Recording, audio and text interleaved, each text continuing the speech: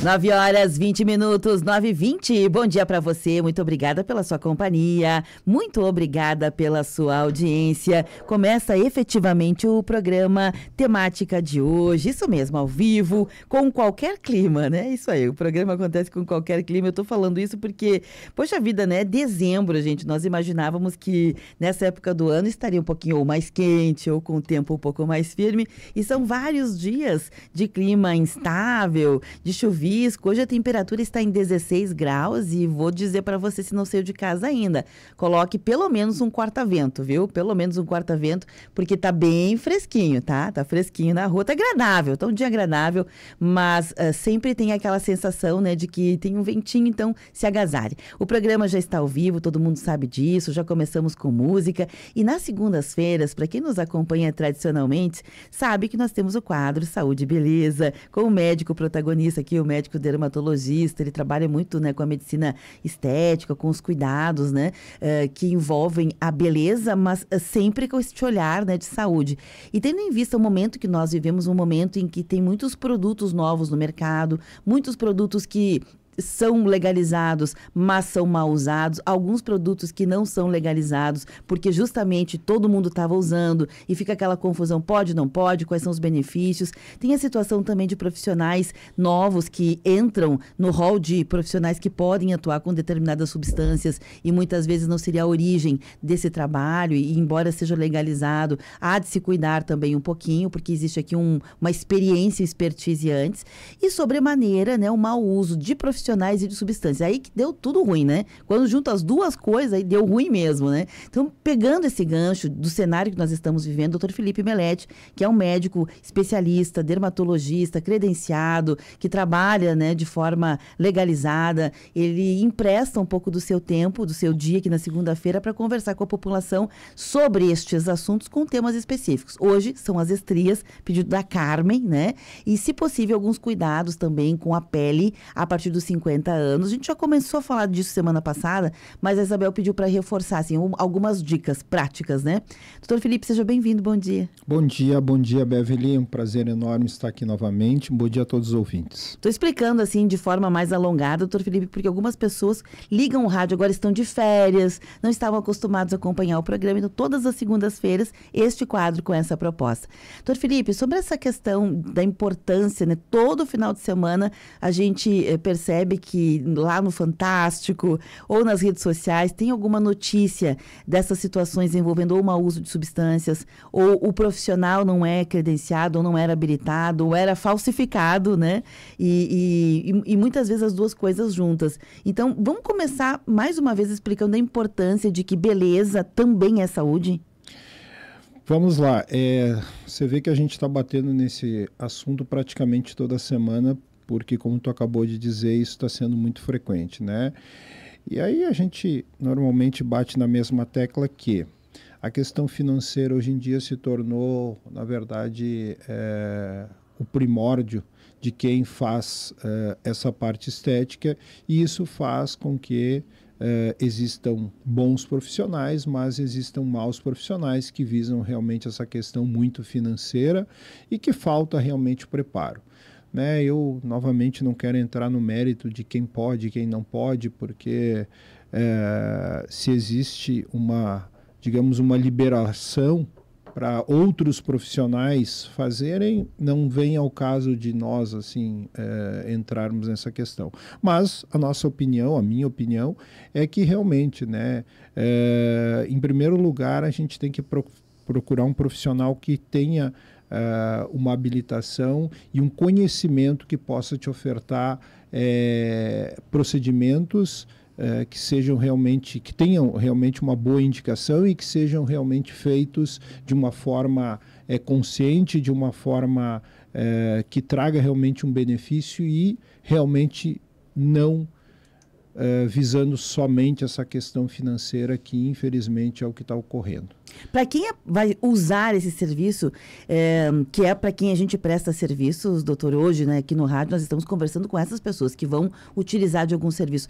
Como a gente, assim como a fake news tem algumas indicações, alguns indícios, alguns alertas que a gente pode... Isso aqui é recorrente. Quando é fake news, isso é recorrente, a gente informa as pessoas.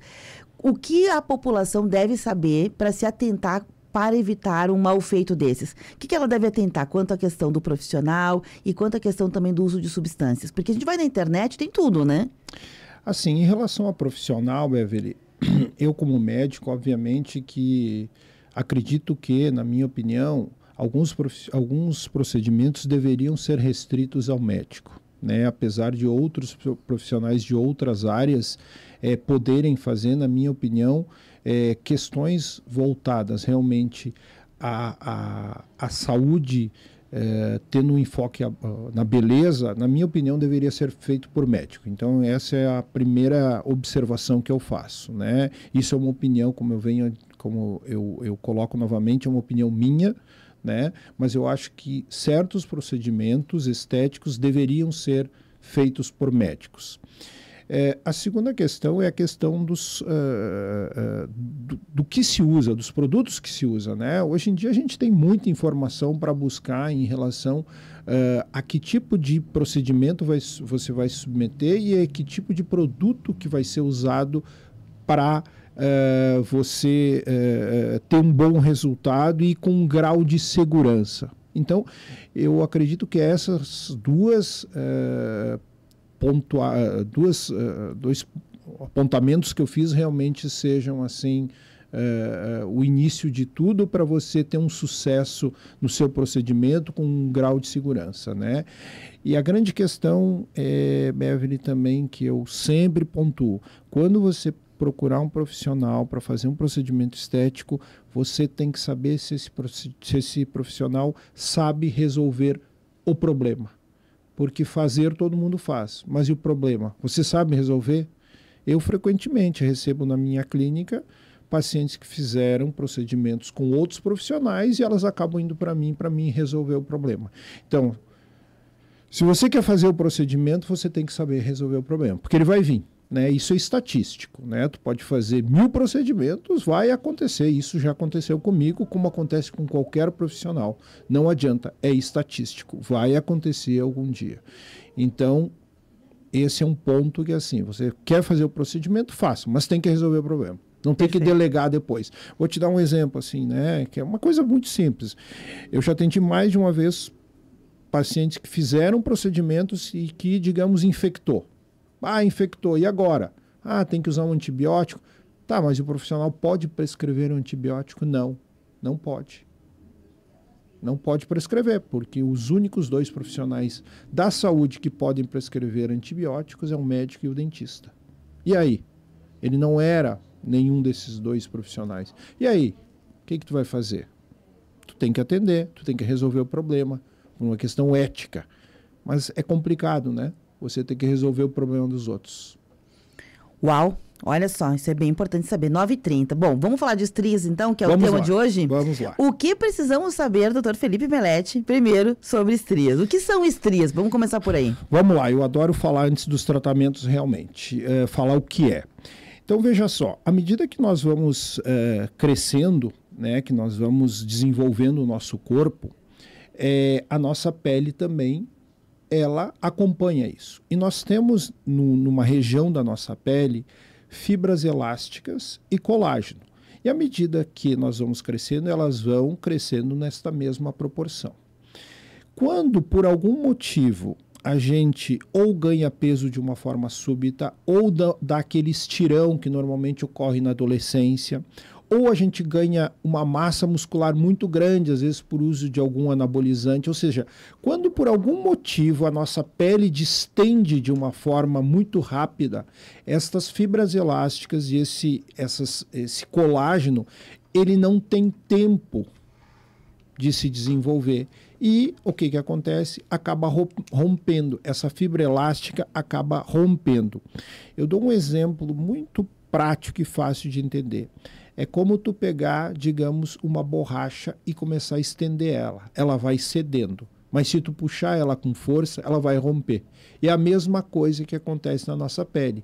A nossa fibra elástica, quando a gente vai crescendo de uma forma, digamos, ordenada, ela vai se distendendo. E quando a gente ganha peso, ou como eu acabei de falar, cresce muito rápido, essa fibra rompe. E aí Isto é a estria, é o rompimento da fibra elástica. A pele não teve tempo de se moldar ao crescimento e acaba rompendo. Né? Por que uma gestante, é tão frequente a gestante ter estria? Porque em 9 meses elas ganham um volume abdominal enorme. Né? E o que acontece? Rompe a pele, rompe a fibra elástica que está num plano da nossa pele e acaba dando a estria, que inicialmente é uma estria de aspecto arroxeado, avermelhado, e à medida que ela vai passando, ela vai se tornando aquele branco nacarado. Tá? O que é o branco nacarado? Bom, o organismo entende que se rompeu a pele, ele vai ter que refazer, ele vai ter que fechar. E aí começa a produzir fibras elásticas de colágeno de uma forma ordenada e ocorre a estria de aspecto branco nacarado, que é uma formação de uma fibrose, que é uma formação de um tecido desordenado, mas que o nosso organismo entende que ele tem que reconstituir aquilo ali. Então, basicamente, a estria é isso. O que fazer, né? Porque uma vez que está rompido, rompeu, pronto. Tem cura, dá para retomar essa pele ao normal ou não, nunca mais? Quem teve estria nunca vai ter a pele normal. Nunca vai ter a pele como se não tivesse a estria. Porém, infelizmente, existem hoje tratamentos que conseguem fazer com que aquela estria que recém rompeu, ela não fique uma estria alargada, que é o que a gente vê. Então, a gente consegue, se for feito de uma forma precoce, logo que ocorre a estria, com o aspecto arroxado, o resultado estético, ele num futuro vai ser melhor. Porque se tu deixar essa estria avermelhada evoluir e o organismo, ele mesmo, reconstituir a tua pele, com certeza vai ficar uma estria alargada. Mas se você conseguir agir com que o nosso organismo produza essas fibras elásticas e esse colágeno de uma forma mais organizada, a tendência é que fique uma estria mais fina. Tá? Nunca a pele vai voltar a ser como ela era antes, mas vai se tornar uma estria mais fininha. Então, é importante isso, Beverly, que quando ocorrer uma estria, ela seja tratada o mais breve possível. E aí, hoje em dia, a gente tem inúmeros tratamentos que a gente pode lançar mão para chegar a um resultado satisfatório.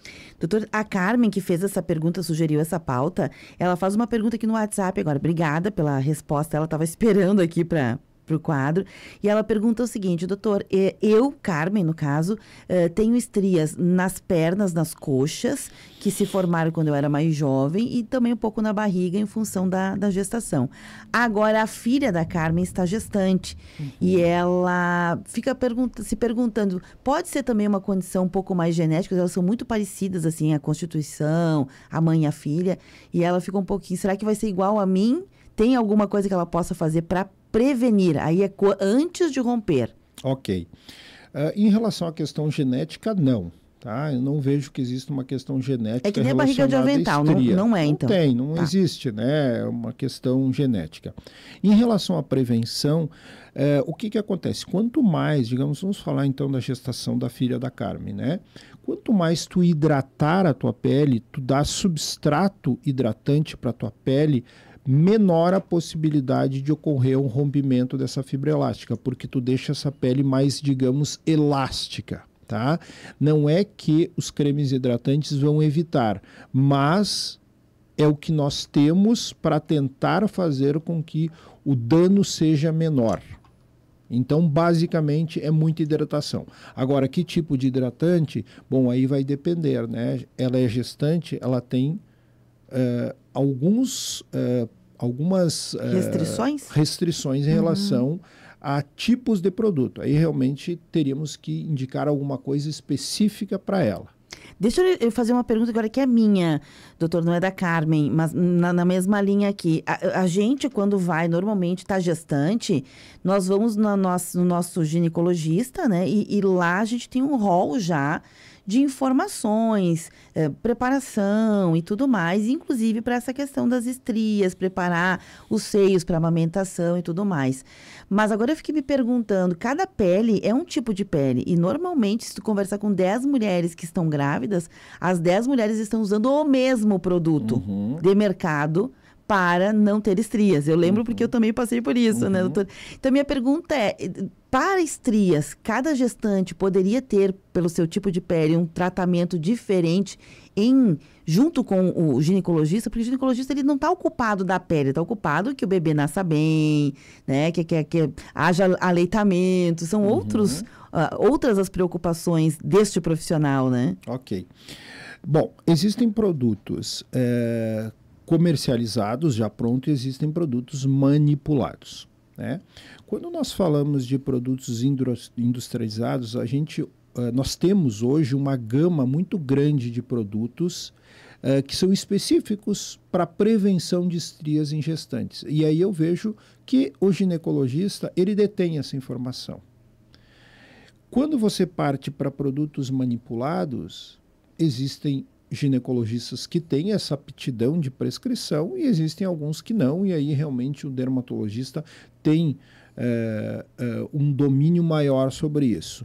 Mas assim, de uma forma geral, Beverly, os produtos que nós temos hoje no mercado industrializados, que são específicos para a prevenção de estrias em gestantes, não existe um rol tão grande de produtos. Então, o ginecologista, sim, ele tem esse domínio, ele pode prescrever, assim, com um grau de assertividade bem grande. Okay. Agora, só fazendo um gancho na tua pergunta, que talvez as pessoas perguntam, mas e quando fazer o tratamento da estria, na gestante? Aconteceu de dar uma estria.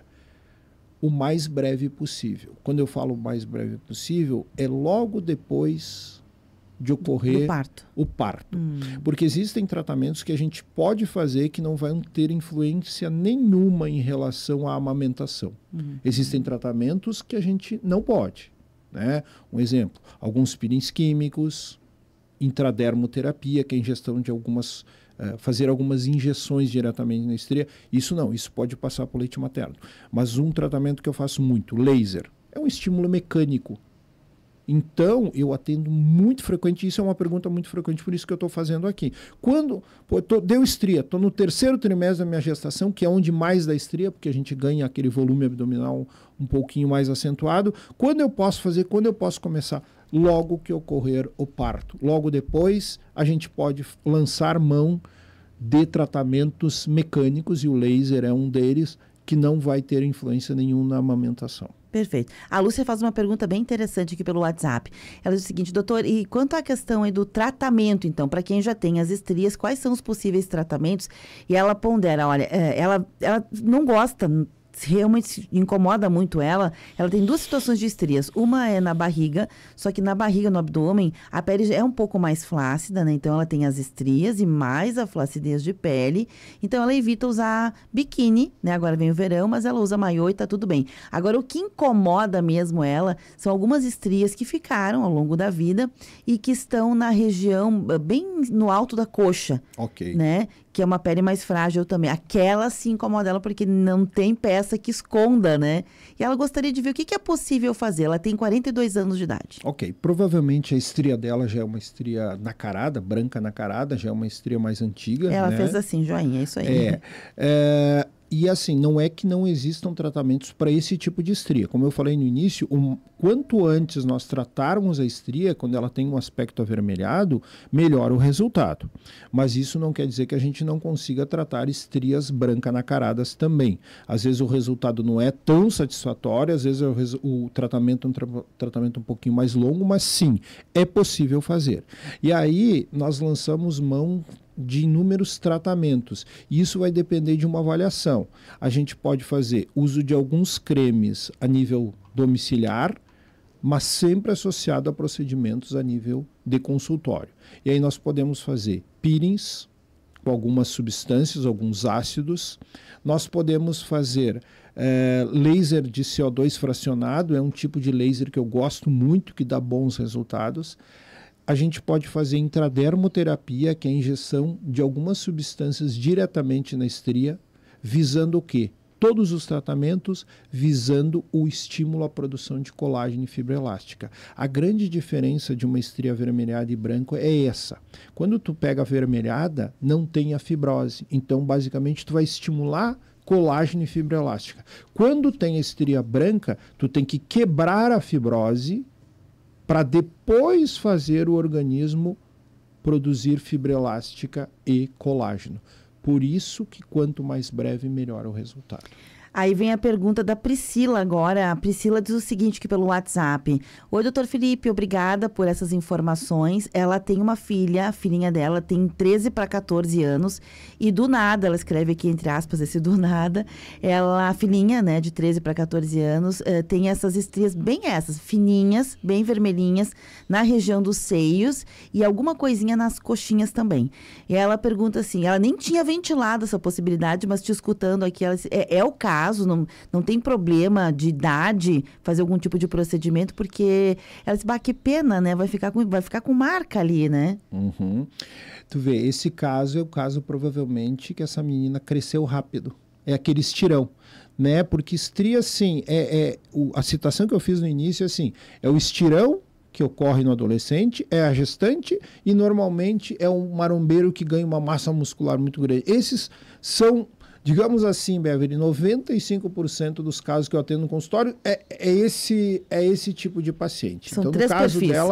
No caso dela, provavelmente a menina ganhou um corpo muito rápido e não deu tempo de moldar. E sim, dá para fazer tratamento nesse período. Claro que a gente tem que avaliar. Tá? Eu gosto muito do laser porque não é um produto químico que a gente está injetando. Então, é uma das minhas principais terapias que eu uso na minha clínica, é laser. Né? Não seria a porta de entrada. Na verdade, não é a porta de entrada, mas é o tratamento que, digamos, eu indico para quase todos os pacientes. Uhum. Quase zero efeito colateral, então. Zero efeito colateral. Zero porque é um estímulo mecânico. Né? O laser é um estímulo mecânico. Então, para ela, provavelmente, se eu avaliasse ela, eu indicaria laser de CO2 fracionado, que eu indico muito frequente para esse perfil de paciente. Perfeito. Então não adianta só ficar hidratando essa pele agora. Agora não adianta, já rompeu. Pronto. O que rompeu, tu tem que tratar. Entendi, ficou bem claro.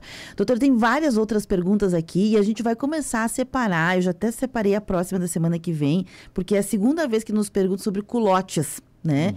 Culotes, bumbum, parte de dentro da coxa. Então, a gente vai separar por etapas, né? Okay. Semana que vem pode ser o culote, porque é a segunda pessoa que me pergunta. Semana passada é essa. Ser. Pode ser, é a pergunta da Luciana. Já anotei aqui, tá, Luciana? Para semana que vem, então, culotes. Okay. E a gente vai anotando as das outras pessoas. Quem tiver perguntas, faça, né? O doutor Felipe está aqui para ajudar as pessoas nesse sentido.